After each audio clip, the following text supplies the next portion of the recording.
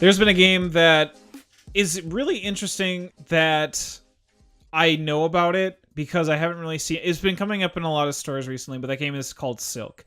Silk is this game by DEVIR, which is like a Brazilian South American publishing company that involves cute little silkworms. Super cute. The designer behind this game is Luis Renedo, and artist is Rock Espinet. I apologize if that pronunciation is incorrect. So, Silk is a game where you are silk farmers, and there's like these really cool animated characters of you being like this hardy old gentleman with like a blunderbuss gun, and you have your mastiff with you, your dog, and you have like these really cute silkworms that are spindling silk for you, and the objective of the game is to essentially be the best silk farmer that you can, and to prevent the other silk farmer from getting more silk than you, and to also prevent the evil ukami, which is like this kind of dark creature that can come and eat your silkworms, basically capture them, bring them to the den, and if by the end of the game you don't rescue them, they will take negative points off of your end game scoring, which is like weird. I don't know, it's like the ukami isn't like super scary, but it's also kind of menacing. In any case, this is kind of like an abstract puzzle game, which doesn't feel like, when you were to maybe take a look at this on the shelf, it doesn't really look like it, but there's a lot going on here between Silk, and I'll tell you why. The game is for two. I played it 2 players, and it's a 4x5 grid, and there's 2 sides. There's a barren side, which is a point that would score 0 points, and then there's like 1 to 3 point levels of different types of like lush grass sides that you can get. Like there's the farm yellow, like hay style. There's like rocky plush grass, and then there's actually like lush, just regular green grass. And then you start off the game by kind of like placing your silkworms based upon these different types of rules. And then you also place your nurseries, which craft or nurse or raise different silkworms. Then you have your shepherd, and then you have your mastiff that also exists there. And it kind of has this popper. It kind of has this rock, paper, scissors mechanic to it, where a shepherd can move silkworms and other mastiffs, but can't move the okami. The mastiffs can scare away the okami and silkworms, but can't scare away other shepherds. And then you have the ukami that can like eat silkworm. It's like there's like these varying restrictions that happen with movement, and they all kind of have to occupy their own space. There's a lot behind it with just kind of this simple game. And every player's turn, you roll a die, or you roll 2 dice, and you then start off your turn by raising a silkworm. And then there's different actions. You can take 1 through 6, and you'll do 2 of the same or 1 of different values. And they're like raising silkworms, moving, scoring, moving the okami, and there's another one that I can't think of at this moment. But what's interesting about this is that you can manipulate the face of your die by spending points that you accumulate in the game, and we're talking end game points for scoring. So you have to like take some of your points that would score at the end of the game to actually move the dice to an action that you want to be able to do.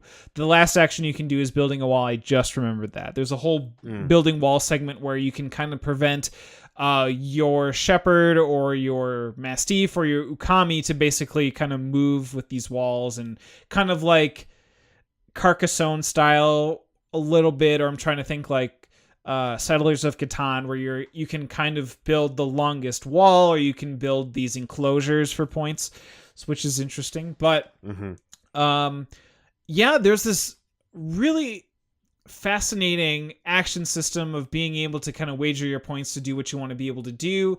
And there's like this combo mechanic where like what you can end up doing is like, if you have the action to move, you can choose your shepherd to run into the space with your dog, and then your dog gets bumped, which is moving to another adjacent tile, which can bump an ukami onto your opponent's silkworms tile.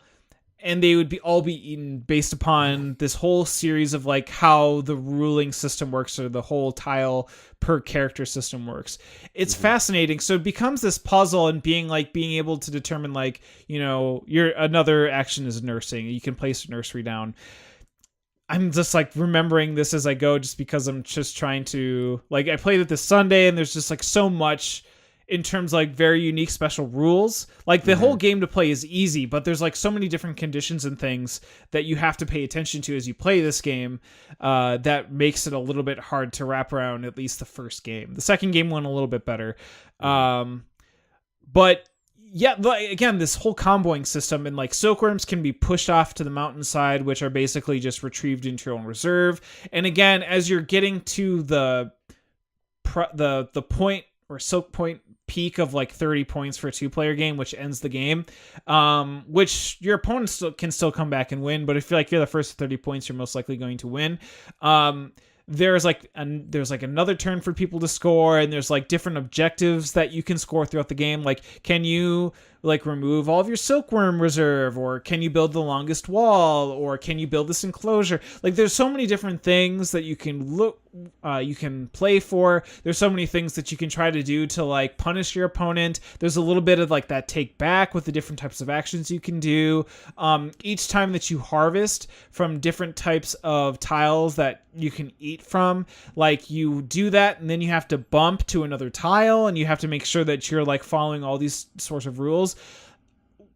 As I'm explaining this in like my really scattered way of doing it, I do want to say that there is like an actual solid abstract design here, with a lot of really cute production with the miniatures and things that I think all play well together at a reasonable price point. I paid like $30 for it. Just beware. It looks super cute. Yeah. Like those silkworm meeples. Okay, think like the sheep from Agricola with a third leg sticking right down the middle. It's really funny. Yeah. It looks great. And see, what's interesting too is like all this game could have been was about sheep herding, right? Mm-hmm. There's nothing stopping this game stopping it from being like a sheep herding game. But they really took this theme of being silkworm farmers, and like that's what's interesting. I don't think I would have been drawn to a game about sheep herding, even though it would have been like this. I think this theme actually does this game a favor with what you're doing, and makes kind of like the silkworm side. Like I get a real spider vibe off of it because of the silk, but that whole aspect I think just draws me in that much more. And I think about this now because as I'm starting to go into 2019, I really want to get games in my collection that I want to keep that I played 5 times, and being like, is this a game that I've now played and got the gist of? And I'm like, I'm good to like part with it and go, be sold, or what do I want to keep it? And this is a game that I feel like I really want to be able to keep past my 5 games, my 5 plays. I think I'm trending that way. Now we'll see with time, but I'm really enjoying my time with Silk. So I rudely interrupted you, and you were saying beware about something with this game. Yeah, beware that this game, as you are teaching it and learning it, there's a lot going on. There's a lot going on. There's a lot of rules that you have to pay attention to, and the rule book does an okay job at like letting you know. There's an instance in which that, like, again, each specific pawn, like a shepherd and a mastiff in the ukami, needs to be on its own tile. And then it says, like, you can only move things onto a tile, and then things move off. But then there's, like, comes these conditions of, like, what if you move an ukami onto, like, silkworms? Does that work? No, you actually like, there's things like, can you move silkworms onto the ukami, right? No, it has to be the ukami moves onto the silkworms. Because there are just things that can happen where you move you move your shepherd into a mastiff, who moves someone else's shepherd onto an ukami, or so. There's like I said, there's like some crazy comboing that can happen where you end up having like your own shepherd bumping your own silkworms onto an ukami, and that doesn't seem right. Like, as a farmer, you would never send your silkworms to an ukami. It doesn't make any sense, and that's because there's a very specific rule, and they're saying that the ukami can only move onto a tile with silkworms. So you have to position your comboing as such. So, as I said before, just beware that if I strongly recommend trying this game, and I strongly believe that there is a really great game here, except for I feel like some of the rules for it being an abstract are a little bit hard to get your head around. Mhm. But I think once you play a game, that second game, third game, fourth game, the advanced strategies come to play. And I think that's where the game becomes a little bit brain burny, and you end up having to try like that 60% great play versus the 40% suboptimal play. Mhm. And that's what I like figuring out those types of puzzle games, and just the production and art value behind it I resonate with so well. If you see it in the store, at least check it out, give it a try. So it's worth the effort of getting through the rules then, and those weird combinations you're Oh, saying. I think so, yes. Okay, yeah, that's honestly, this sounds great, and I like what you're talking about that 5 play test. Like if you can play it more than 5 times, and it's worth keeping. I over the past week or so, I separated an entire shelf of games, like a Calyx shelf worth of games, like a 2x4 Calyx shelf of games that I am ready to depart with. Yeah. To do that same thing, like to refine my collection. And we talked about this a lot last year as we were doing the podcast about having quality over quantity. So it's really, I think that's a great barometer. Like if you're going to play this more than 5 times, it's totally worth keeping in your collection. And honestly, like most of the games on the shelf are games I've only played once or twice and have, like, I don't see myself playing them again in the future. So this definitely sounds interesting, something new, something fresh. I dig it. That sounds cool. Yeah, that's Silk by DeVir. DeVir. Do they do anything else? Have you played anything else by them?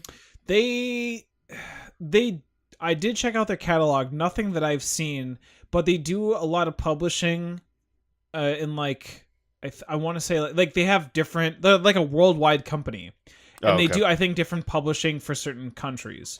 I believe like there's like a Brazilian or South American like sector, and there's like a European one. So they like do a lot of distribution for, I think, outside of the US. This is the first time that I've seen a DeVir game that's been published by them out in the wild for purchase. So I think cool. At this point my research states that they're a fairly large company. That was cool. Yep.